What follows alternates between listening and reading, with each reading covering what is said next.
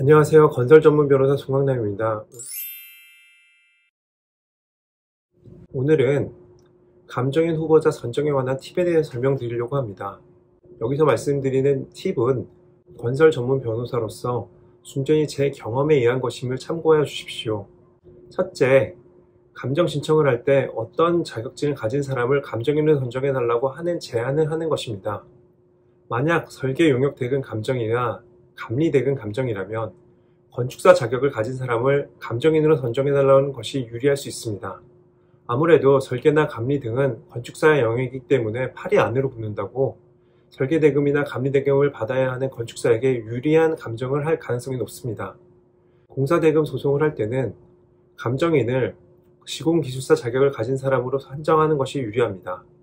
아무래도 시공기술사는 시공사 출신이 많아서 시공사에게 유리한 감정을 하는 경우가 많습니다.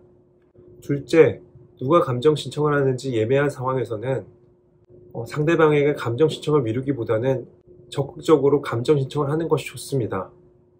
감정 신청을 하는 자가 감정료를 예납하기 때문에 비용에 부담이 되지만 보통 법원은 감정 신청을 하고 감정료를 예납한 자를 원하는 후보자를 감정인으로 선정하는 경향이 높습니다. 그리고 감정인도 감정 신청을 하고 감정료를 예납한 자에게 호의적으로 감정하는 경향이 있는 것 같습니다. 아무래도 자신에게 일을 준 사람이라고 생각하는 것 같습니다. 셋째, 너무 나이가 많거나 경험이 많은 후보자는 피하는 것이 좋습니다. 좀 불편한 이야기일 수 있고 사람마다 다를 수 있는데 제 경험상 나이가 너무 많으신 감정인들은 불성실하게 감정하시는 경우를 종종 봤습니다. 또한 너무 경험이 많으셔서 그런지 감정인이 판단하는 영역이 아니고 법원이 판단해야 하는 영역까지 월권에서 의견을 내는 경우가 있었습니다. 또한 나이가 너무 많으신 감정인 후보자들 중에서는 직접 감정 업무를 수행하는 것이 아니라 감정 자체를 통해주 맡기는 경우가 있었습니다. 건설 분야에서는 외주나 하도급이 너무 흔해서 그런지 감정인으로서 감정 업무도 일정 금액 커미션을 받고 통해주를 맡기는 경우를 종종 봅니다. 이러한 경우 감정인과 소통이 어려울 수 있습니다. 넷째, 너무 감정 경험이 적거나 젊은 감정인 후보자는 피하는 것이 좋습니다. 너무 젊은 감정인의 경우에는 너무 완벽하게 감정하려고 하는 경향이 있어서 그런지 감정 자료가 부족한 경우에 감정 불가라는 의견을 내리는 경우가 종종 있습니다. 어느 정도 감정 자료가 부족해도 예상 또는 추정하여 감정 결과를 내줘야 소송이 진행되는데 감정 불가가 나와버린다면 다른 방법으로도 입증하는 것이 불가능하기 때문에 소송이 매우 곤란해집니다. 다섯 번째, 너무 저렴한 견적서를 제출하거나 과도하게 높은 견적서를 내는 감정인 후보자는 거르는 것이 좋습니다.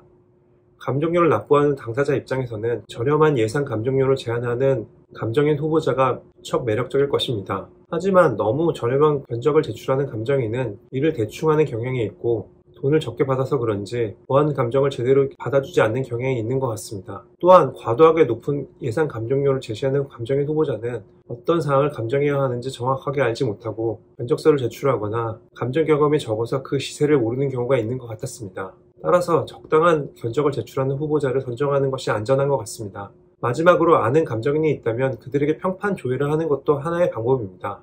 저는 주변에 아는 감정인들이 꽤 있어서 감정인 후보자들이 나오면 주변에 평판 조회를 하고 이를 바탕으로 감정인 후보자를 추천합니다. 법원 감정도 업으로 하는 곳들이 많은데 감정도 일종의 비즈니스여서 업계가 생각보다 좁습니다. 평판이 좋지 않은 감정인 후보자는 거르는 것이 좋습니다. 건설 소송에 있어서 감정 결과만큼 중요한 것은 없는 것 같습니다. 건설 소송을 하신다면 자신에게 유리한 감정인 후보자를 감정인으로 선정하여 원하시는 결과를 받으시기 바라겠습니다. 감사합니다. 이제까지 건설 전문 변호사 송강남이었습니다.